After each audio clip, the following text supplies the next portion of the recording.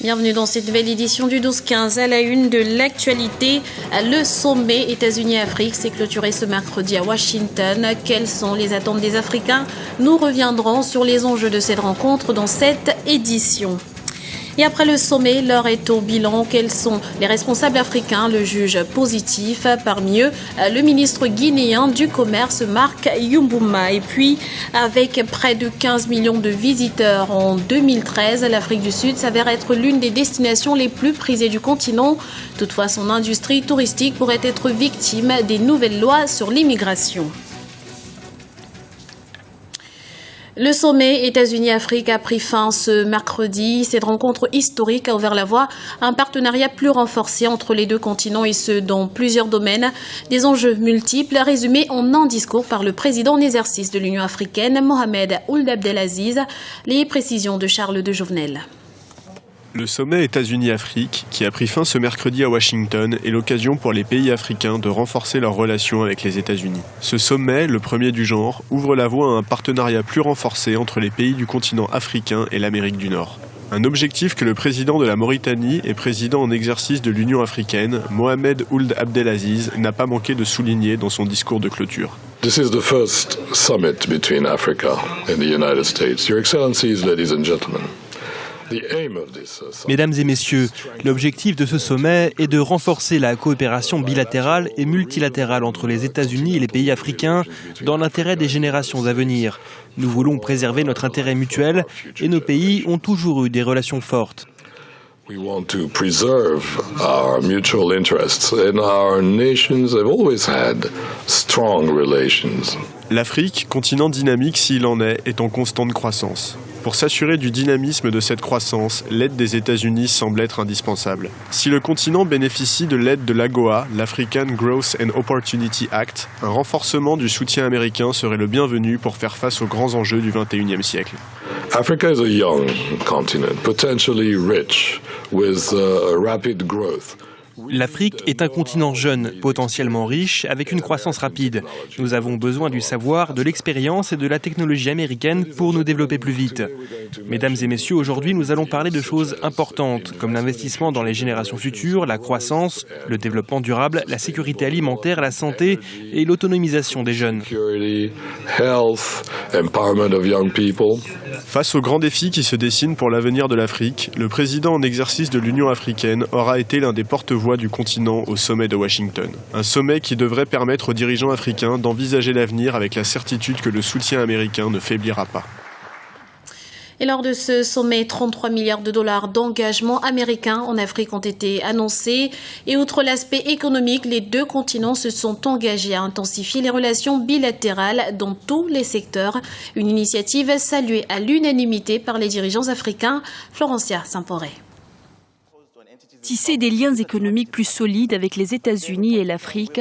Lors du sommet USA-Afrique à Washington aux États-Unis les 5 et 6 août dernier, la Maison-Blanche a réaffirmé son engagement à renforcer sa coopération avec le continent africain. Une initiative saluée à l'unanimité par l'ensemble des dirigeants africains. Ce qu'il y a lieu de souligner en ce qui concerne des opportunités en matière commerciale entre les États-Unis et l'Afrique, il faut se réjouir que l'attente des pays africains a été entendue. Pour les acteurs économiques et politiques du continent, c'est également l'heure de nouer de nouveaux partenariats responsables et égaux pour faire de l'Afrique un continent émergent. Nous pensons réellement que dans le cadre des échanges commerciaux, ce que nous sommes en train de nouer avec les États-Unis, c'est dans le cadre d'un partenariat responsable. Nous ne voulons pas de l'aide comme des mendiants, mais nous voulons quelque chose qui pourrait faire en sorte que l'Afrique sorte de cette ornière-là. C'est une responsabilité, une confiance en soi et aux autres. C'est réciproque.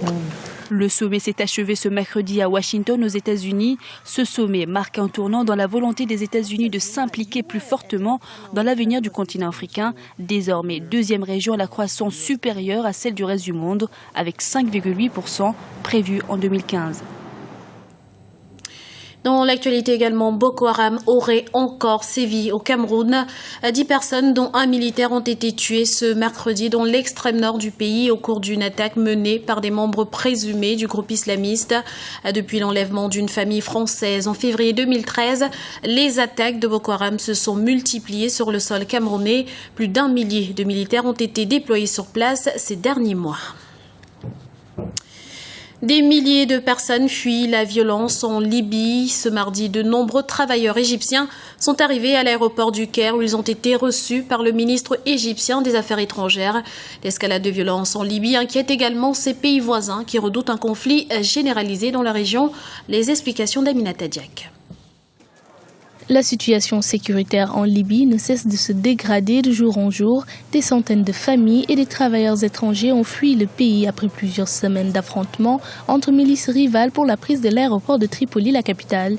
Ce lundi, le ministre égyptien des Affaires étrangères, Sameh Choukri, avait fait le déplacement à Tunis afin de trouver une solution de rapatriement pour les ressortissants égyptiens bloqués pendant des jours à la frontière entre la Libye et la Tunisie. Ces derniers sont arrivés mardi à l'aéroport du Caire. Dieu merci, nous revenons de Djerba où il y avait une réunion avec le gouverneur. Nous sommes maintenant rentrés chez nous avec nos frères qui étaient bloqués à la frontière tuniso-libyenne. L'escalade de violence en Libye pourrait affecter la région entière dont certains pays font déjà face à la menace djihadiste. Cependant, pour certains spécialistes, les risques d'une extension régionale sont pour le moment limités. À mon avis, la contagion pour le moment, elle est probable dans quelques pays du Sahel africain, mais pour les autres pays de l'Afrique du Nord, je pense que jusqu'à maintenant, la situation est sous contrôle. Si la situation sécuritaire en Libye va être encore pire, jusqu'à la fin de cette année, c'est-à-dire la fin de décembre 2014, elle peut provoquer des problèmes avec les pays voisins. Selon des sources sécuritaires, le contexte actuel en Libye fait réagir les pays voisins, notamment l'Algérie et l'Égypte, qui semblent prêtes à faire face à la menace sécuritaire dans la région. Une réunion de coordination pourrait se tenir dans les prochains jours au Caire. La présidentielle ivoirienne de 2015 sera démocratique, c'est ce qu'a affirmé le président Alassane Ouattara ce mercredi, annonçant par la même occasion sa candidature.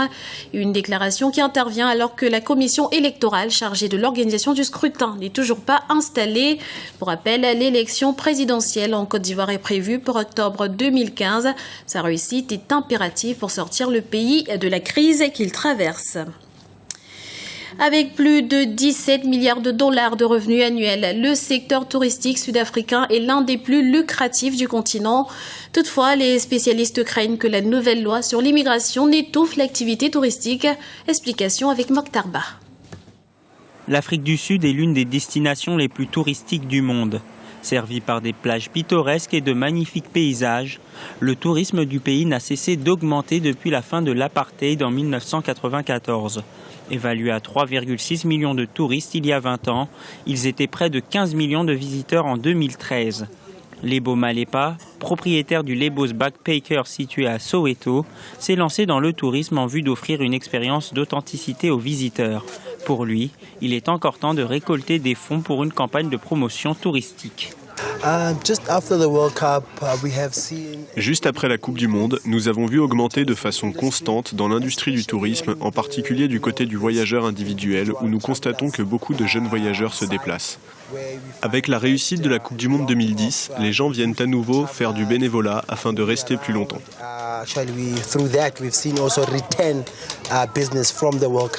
Suite à l'augmentation du nombre de touristes en Afrique du Sud, le département des Affaires intérieures du pays a récemment adopté de nouvelles lois en matière d'immigration. Avec les nouveaux règlements, les visiteurs sont désormais tenus à demander leur visa à leur entrée dans le pays, un obstacle supplémentaire qui pourrait, selon les experts, endommager le secteur touristique.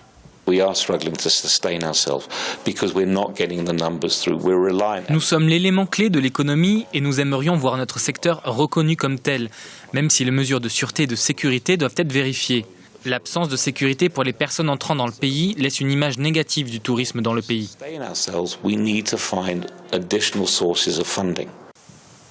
En Afrique du Sud, le tourisme prend en charge 1 à 12 emplois.